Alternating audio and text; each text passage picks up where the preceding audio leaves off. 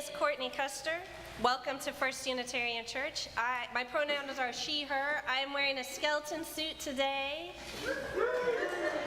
in celebration of our Halloween service, the trunk or treat happening, and in special recognition of the song that the bell choir will play today, which is Dry Bones.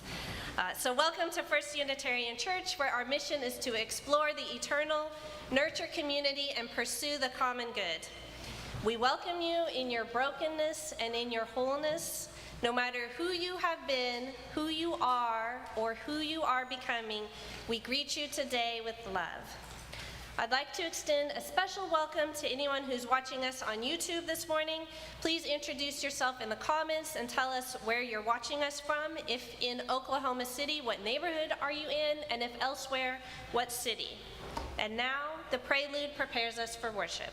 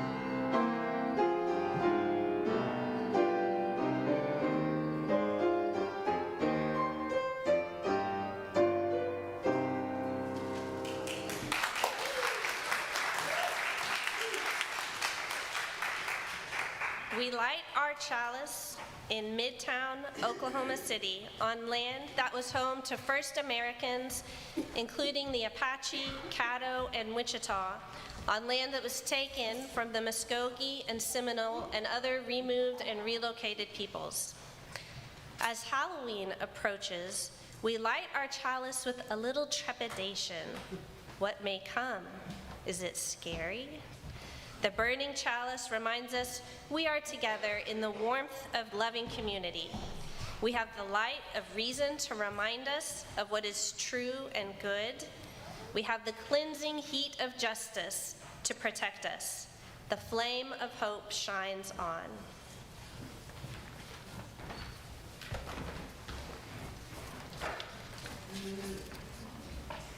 The words of UU Minister Christian Schmidt: no matter who or what you are welcome here. Let's be clear.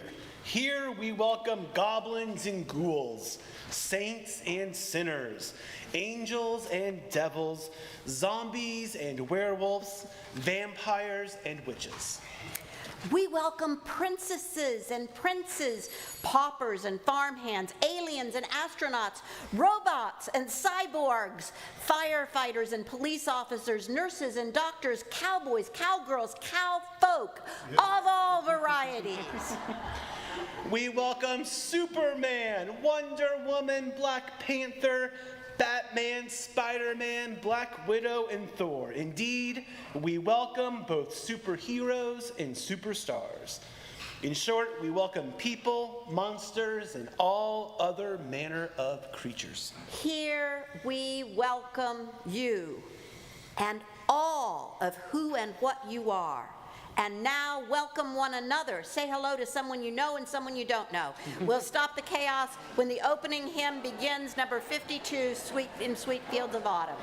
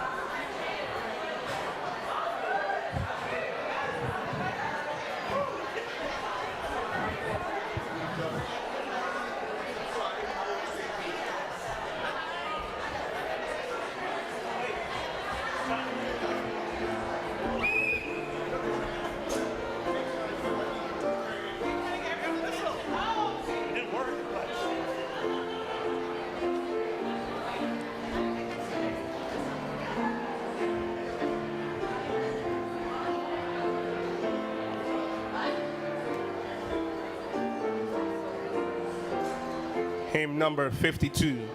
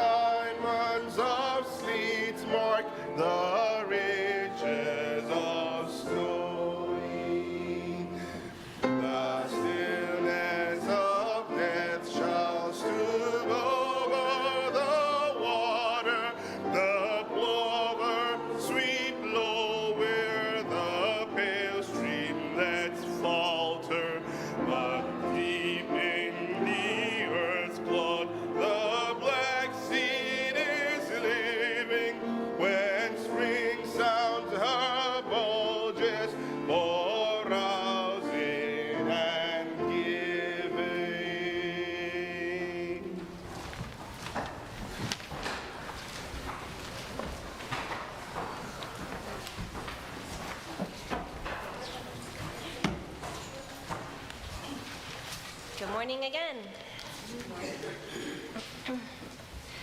As I was becoming a parent, preparing for the adventures of parenthood, one of the things that I thought about was the immersion and imagination that comes with parenting. I looked forward to the pretend play and the children's picture books and the art projects with everything from dinosaurs to unicorns. I remember once with Blake watching, when he was very small, the original Robin Hood, and immediately afterwards sword fighting all bad guys in the living room. And I remember a time with Annie when I peeked in at her in her bedroom and she had all her baby dolls lined out and they each had homework assignments and she was grading each of their homework assignments. A girl after her mother's heart. That's imagination at its very best, and that's what I was looking forward to. But imagination also has a dark side that I was not looking forward to. When you become a parent, as soon as that little baby bundle is placed in your arms, before, really, you're imagining all the ways this could go wrong, right? And why? Why do we imagine all the catastrophes possible with our children? Imagining all the worst case scenarios does serve a purpose, protection. By imagining all of the bad things that might happen, you take certain precautionary measures to make sure that they don't. But still, all that imagination makes you scared. Everything is scary when you're a new parent. What if that piece of beer bread that I ate when I was pregnant has given my child fetal alcohol syndrome? Or what if I don't breastfeed my baby and now their health is ruined for life? Or, what if my parenting style is all wrong and it causes them decades of therapy? So I was at an appointment on Friday, and I saw a whiteboard that had a quote of the day on it that really struck me as relevant in this situation. It was from Seneca, the Roman philosopher, and said, "We suffer more in our imagination than in reality." We suffer more in our imagination than in reality. Sometimes we're scared of things because we don't have all the data. We don't have the knowledge about the situation. But does knowledge help this fear in parenting? 2,500 babies die of SIDS, sudden infant death syndrome, each year. We know that the risk of SIDS is less if you put your baby to sleep on their back rather than on their belly. Am I less scared knowing this information? Did knowing this and following this advice prevent me from checking in on my baby multiple times in the night just to make sure they were still breathing? No, it didn't. What might be even scarier is the fact that the current medical advice for many things is the exact opposite of the medical advice that they gave in the past. So even if I thoroughly research any parenting topic, I'm limited by the amount of available research. They may conclude 20 years from now that the current advice that they're giving is actually harming our children. So how can I not be afraid that every decision I make is going to potentially result in disaster?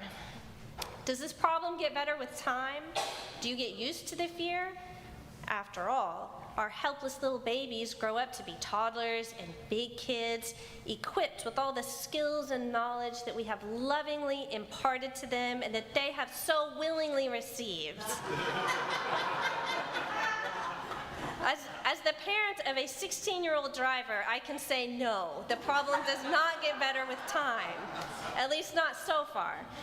The statistics are not helpful in quelling any fears on that topic, and for my own sake, I'm not going to give you any about teenage drivers, but I can tell you the fear is very real when you're sitting in the passenger seat of your own car and your life is in your child's 15-and-a-half-year-old hands, casually gripping the steering wheel while you're zipping down Lake Hefner Parkway at 65 miles an hour. So, how does one manage the fear? If we give in to every fear, what kind of life would that be? No running for fear of falling, no swimming for fear of drowning, no sports for fear of broken bones and concussions, no anything. But on the other hand, we can't totally ignore fear. It is a protective factor. Ironically, fear keeps us safe. But how do we find the balance between wrapping our children in bubble wrap and turning a blind eye to every danger known to humans? Fear and its friends, worry and anxiety, will probably always be a part of parenting.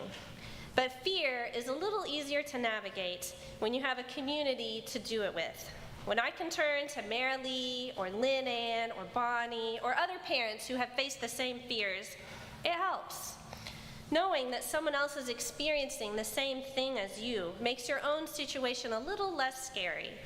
Really, the scariest thing about parenting is the idea of doing it alone. Your partner, your parents, and certainly your church friends can all help mitigate the natural and necessary fear that is a part of parenting. To reword Seneca's quote, we suffer more in isolation than in community. So bring your fears and let's do this together.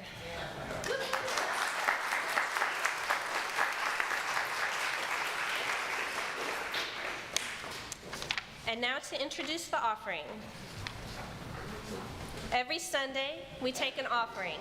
Since 2002, all cash and designated checks from that offering have gone directly to external nonprofit organizations doing good work, our Change for Change partners. Our Change for Change recipient for the month of October is Calm Waters, which helps children and families with their grief journeys caused by death, divorce, and other significant loss. The Calm Waters vision serves as a safe place to receive grief resources, peer support, and hope for the future. Using research-based curricula and programming, Calm Waters addresses grief and trauma as it relates to loss. For those of you who are in the sanctuary with us this morning, in just a moment we'll be passing the offering plates.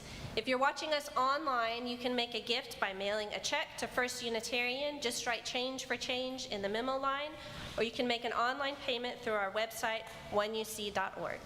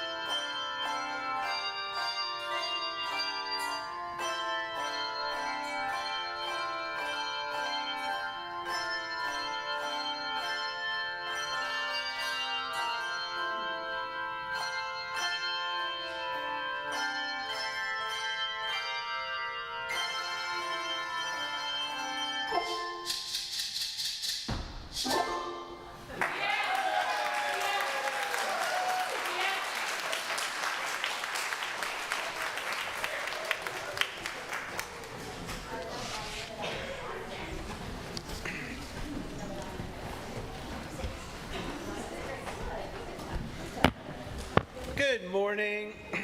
My name is Tim Atkins. I serve as your Director of Lifespan Religious Exploration, and today I am dressed as Ted Lasso. So our story today is in two parts. Here is part one. Our story is titled The Night the Stars Got Stuck. In a peaceful village nestled in the hills, people loved to gather each evening to watch the stars fill the night sky. The stars shimmered and twinkled, offering everyone a comforting sense of connection and peace. But one night, something strange happened. The stars didn't come out. The sky stayed dark and silent, and the villagers felt uneasy. "Where are the stars?" whispered a young girl named Kaya to her friend Ravi. Ravi looked at her, his eyes wide. "I don't know," he replied. It's like they're hiding from us." Kaya, Ravi, and the other villagers waited and waited, but still the stars didn't appear. Even Grandma Luma, the village elder who had lived there for as long as anyone could remember, didn't know what was happening. The longer the sky stayed dark, the more anxious everyone felt. "What if the stars are gone forever?" murmured one person. As they spoke in worried whispers, Grandma Luma raised her hand, signaling for quiet. "Sometimes we feel scared when things don't make sense," she said gently. "And I think tonight, many of us are feeling scared." At first, nobody wanted to admit it. But Kaya took a deep breath and said in a small voice, I'm scared the stars might never come back." Ravi looked at her surprised, and then he nodded. "I feel the same.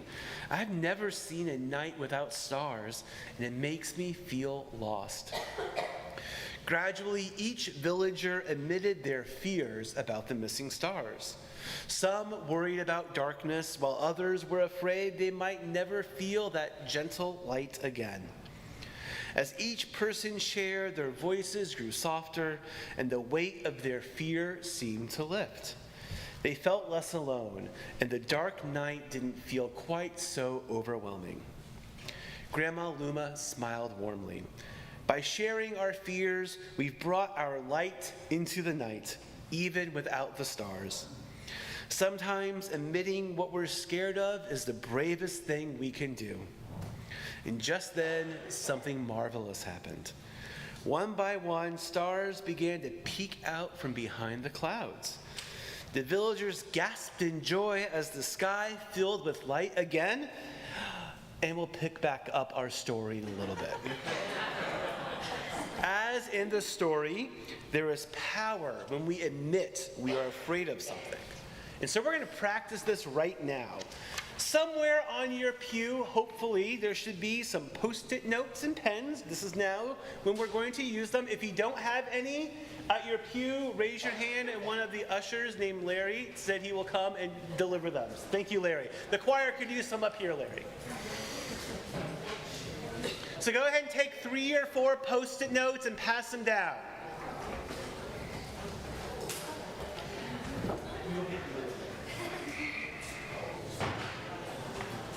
So take 3 or 4 Post-it notes. If you've got too many, share with a friend. On each Post-it note, I want you to write something you're afraid of. So write something you're afraid of on each Post-it note, and then you're going to wear it proudly. So here's an example. I'm afraid of boats. So I'll be writing boat down on one of my Post-it notes and wearing it. So take a couple of minutes to reflect on some of your fears, write them down, and put them on. Thank you.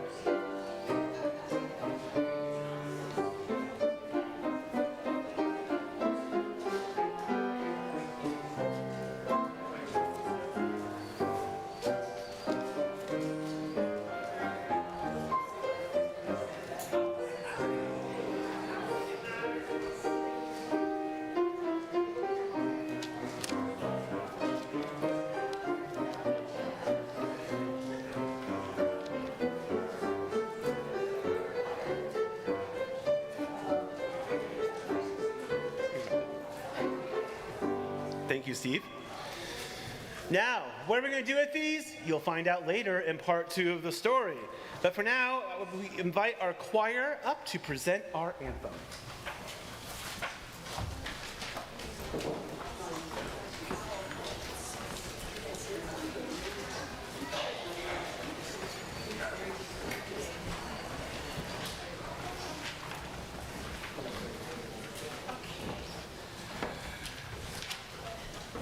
I'm going to go on a limb to make a bet that 60% of people here are scared of spiders. Which is why we chose it for the anthem today. While we have a weekly meeting, Reverend Jonalu and I, where we discuss music, and she told me that the theme she wanted to talk about today is on fear and how to deal with fear or embrace fear. And I thought about it. I remembered how my wife would call me from wherever I am to come kill a spider. But then again, when I picked up the music, the words spoke. Look beyond that creepy picture of a spider and think on how resilient the animal is. Arachnids are one of the most resilient species.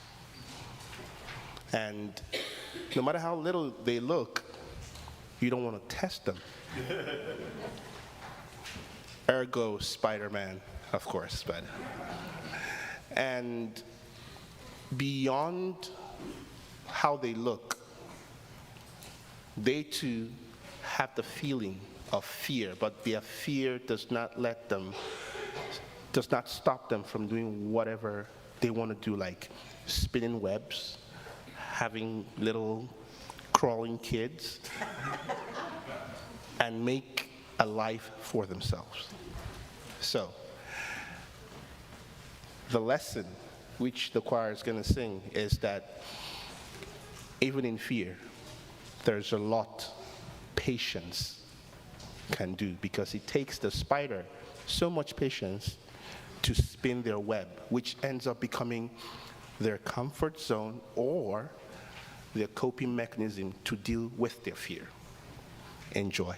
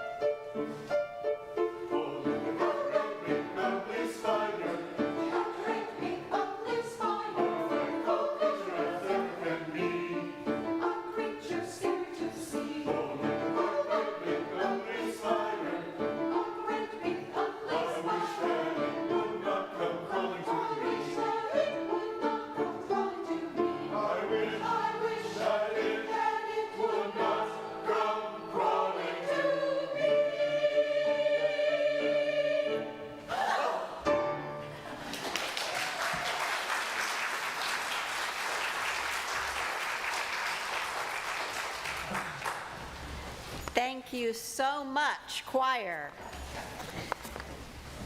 For those of you who don't know me, I am Reverend Jonalu Johnstone, your pastoral care and worship minister. And I offer this morning, I wasn't looking for applause. You might not recognize me with the hat and all, but the witch's hat, but I want to begin by saying something about the mystic priest and psychoanalyst Henri Nouwen. He said, the real work of prayer is to become silent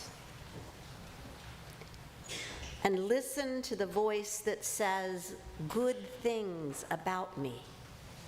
To pray is to listen to the one who calls you my beloved daughter, my beloved son, my beloved child.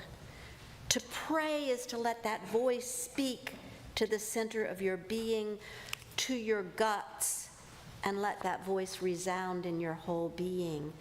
And with that in mind, let us be in the spirit of prayer, opening our hearts to what is most precious, most awesome, most valued, most loved. Breathe with me. Spirit of life and love, may we know that whatever our hearts hold, joy or sorrow, hope or fear, anger, anxiety, or calm-centeredness, whatever it holds, it's okay. Our feelings ebb and flow, our problems and concerns wax and wane. May the universe remind us that we are beloved and held, that whatever the inner storms, we are safe. Amen. And blessed be.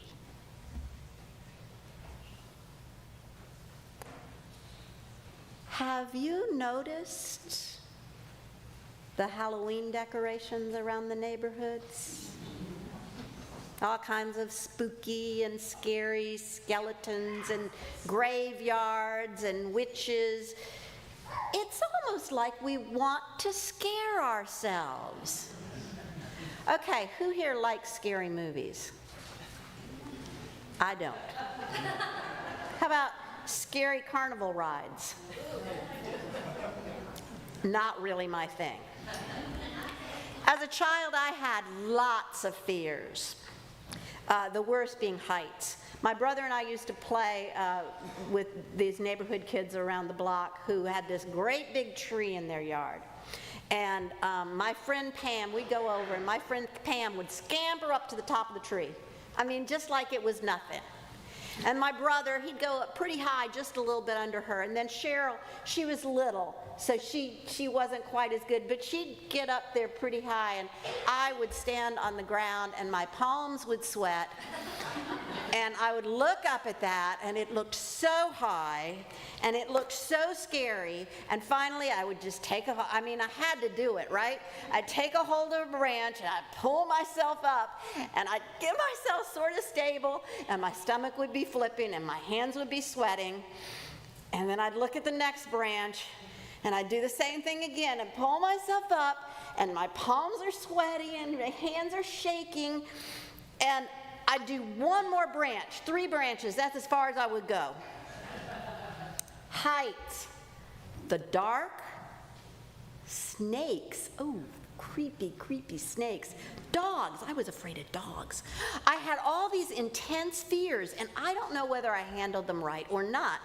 I do know that by the time I was a teenager, I had conquered them enough that my mother asserted that she worried about me because I was not afraid of anything. Well, that set me on my heels because it was so different from what I thought about myself. I was the child afraid of everything. And my mother didn't even realize it. I fear, there's that word, that I white-knuckled it, instead of letting the fear seep in and inform me of whatever it had to say, like, be careful, this is dangerous. Sometimes it can be hard to know exactly what's going on in my feelings, in my body.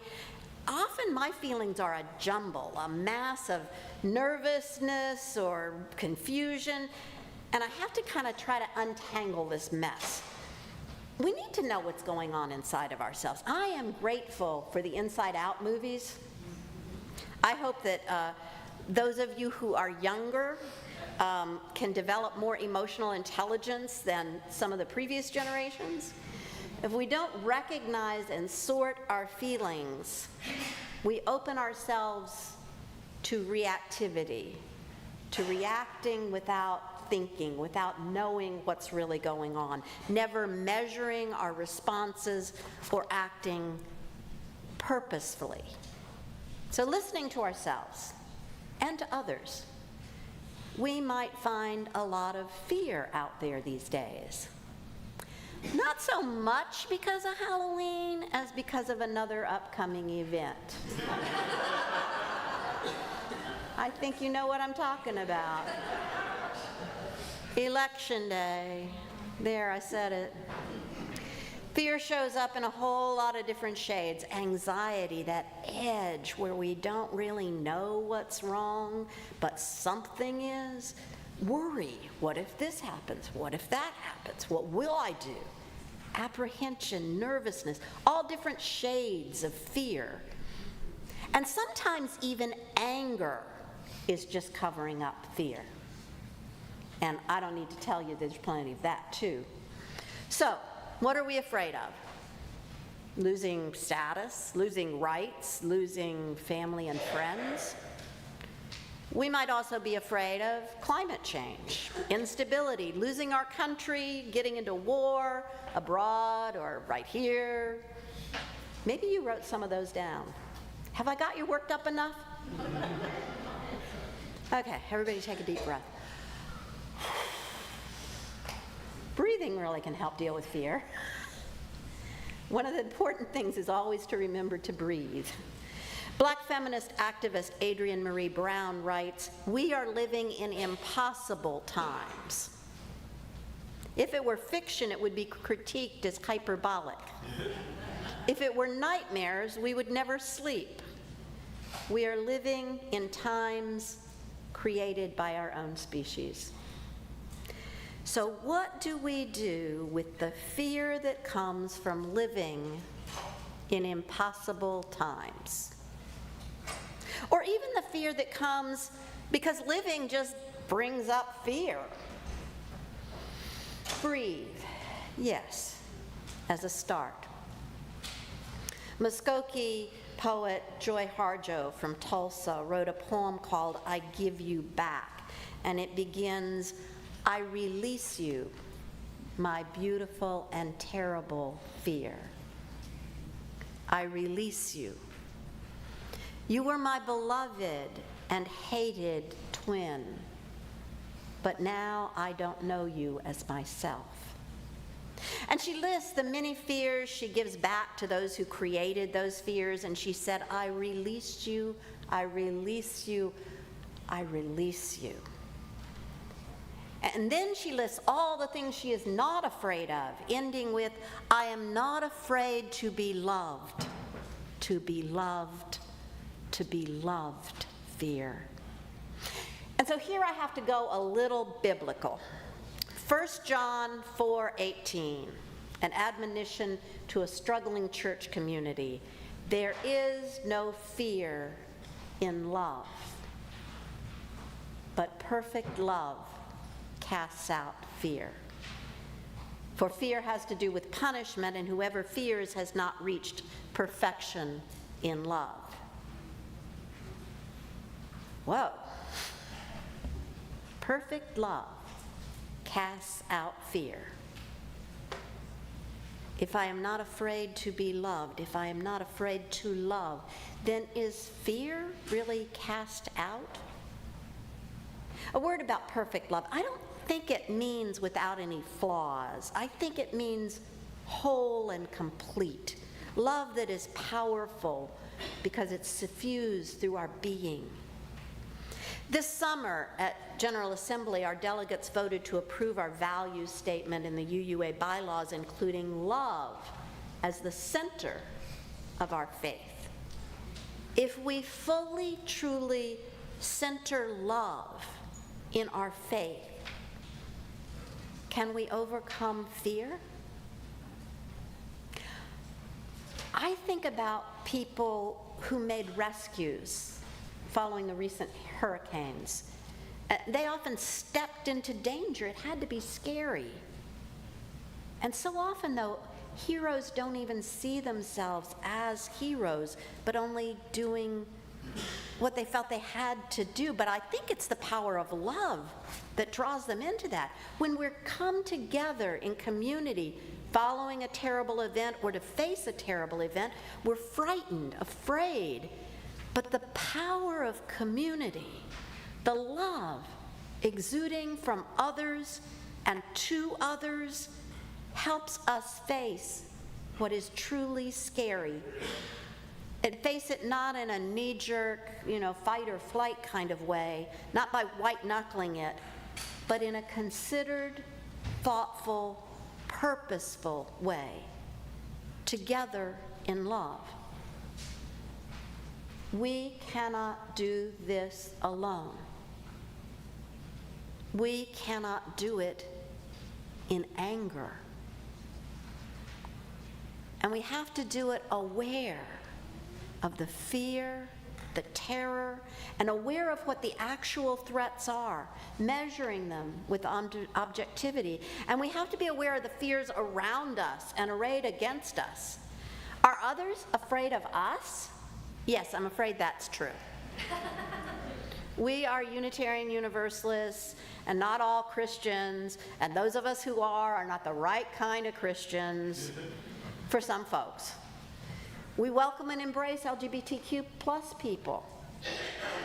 We support people who want to control their own bodies. We reject traditional sex roles. We welcome immigrants. We see divinity and worth in every person, not just in some. And so there are people who fear us. And how can we overcome that except through love?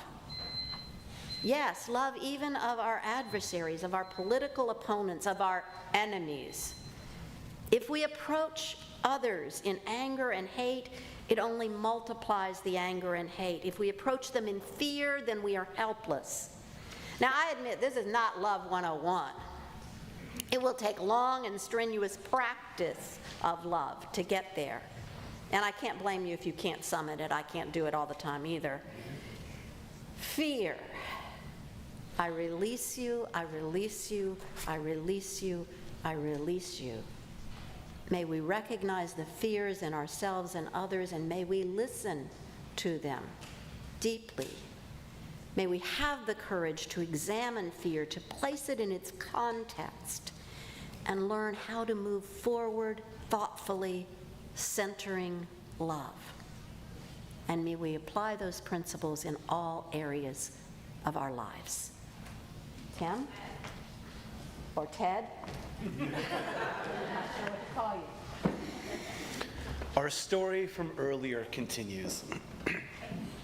Kaya and Robbie looked at each other grinning. It's like the stars were waiting for us to let out our fears, Kaya whispered. Then, as the stars twinkled above, Robbie gently took Kaya's hand and said, "When you're afraid, I'm here for you." Kaya nodded, her heart feeling light. "When you're afraid, I'm here for you, too." Hearing this, the other villagers turned to each other, placing gentle hands on each other's shoulders or holding hands. "When you're afraid, I'm here for you," they said softly, one by one. And as they did, it felt like the stars shone even brighter. From that night on, whenever someone felt afraid, they remembered the night the stars got stuck and the power of sharing their fears. And they knew that even in the darkest times, there was light to be found, not only in the sky, but also in the kindness and courage of those around them. So that concludes our story, but not our mourning. So we first put on what we're afraid of for the whole world to see. We have to be honest about our fears with our friends and family, because that's the only way we can overcome them. When you're afraid, I'm here for you. Say that after me. When you're afraid, I'm here for you. When you're afraid, I'm here for you. So now I invite you to rise in body or in spirit, and I want you to go around and make some new friends with the neighbors you're sitting by. Wait, one second. I'll blow the whistle. Don't doubt me. All right. Ask permission to take one of their fears away and take it off their shirt. And when you do, say, when you're afraid, I'm here for you. Crinkle up that Post-it note to throw away after the service. Okay? And then let them do the same for you. So let's take a couple of minutes and let's help each other conquer our fears. When you're afraid, I'm here for you.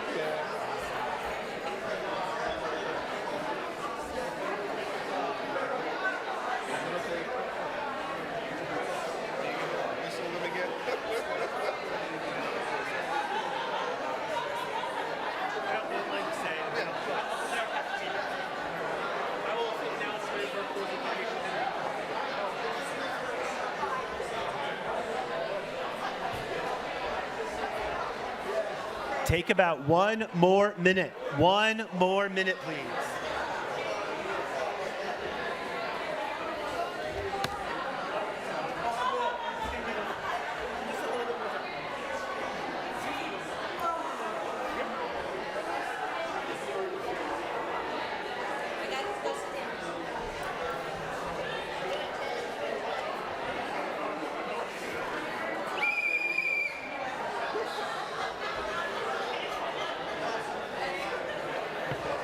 Come on back. Come on back.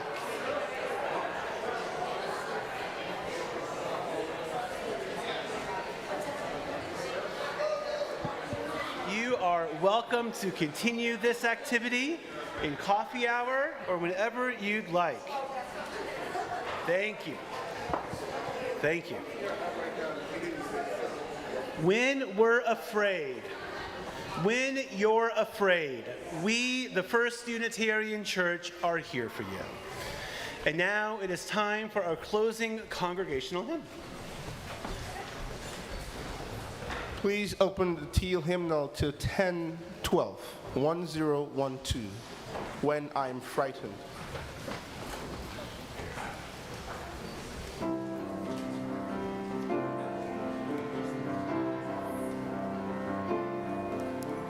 When I am frightened, will you reassure me?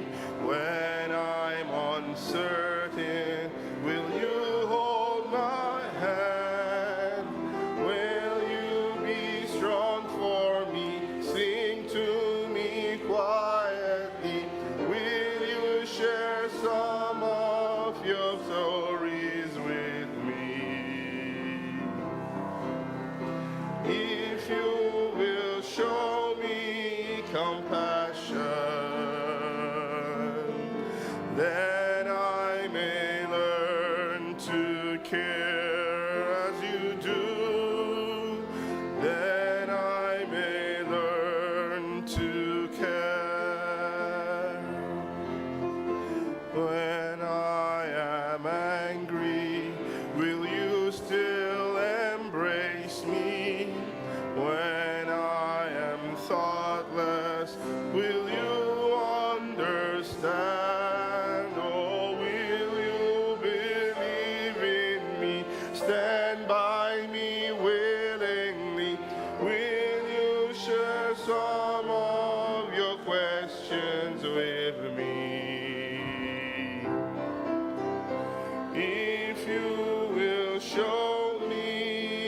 acceptance,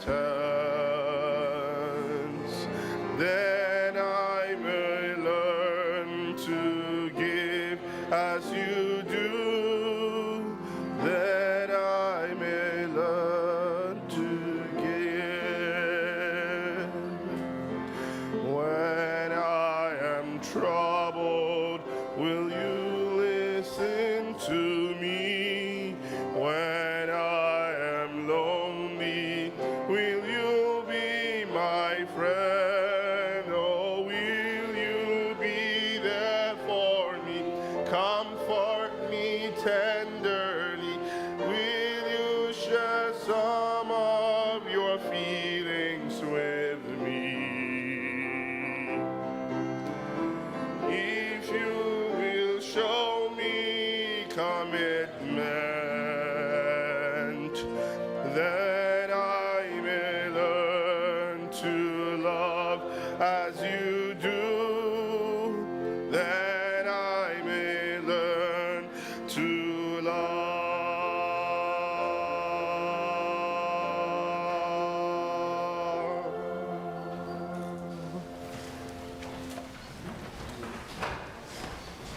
I invite Miss Halloween birthday Maureen Harvey back to extinguish our chalice. We extinguish our chalice flame. We extinguish our chalice flame, but not the light of love and community which burns in our hearts. We have a couple of announcements. One, next Sunday after service, we are having a potluck, all church potluck. Everyone, you can bring a dish, drop it off in the kitchen before service. We'll let our RE classes out a little early and we'll join the potluck. So please stay after service for our all church potluck. And then after service today, we have our trunk or treat. So let's give folks maybe 5 minutes to get out to their cars and get set up, kids, before we go run out. All the adults are welcome to join us as well. We're gonna go out through the Daniel Hall, the door outside into that back parking lot. That's where we'll do the trunk or treat today. And thank you for being here. Happy Halloween. Happy Halloween, and go in peace and in love. Go knowing who you are and what you are experiencing. Spread love and peace wherever you go. Amen. Amen.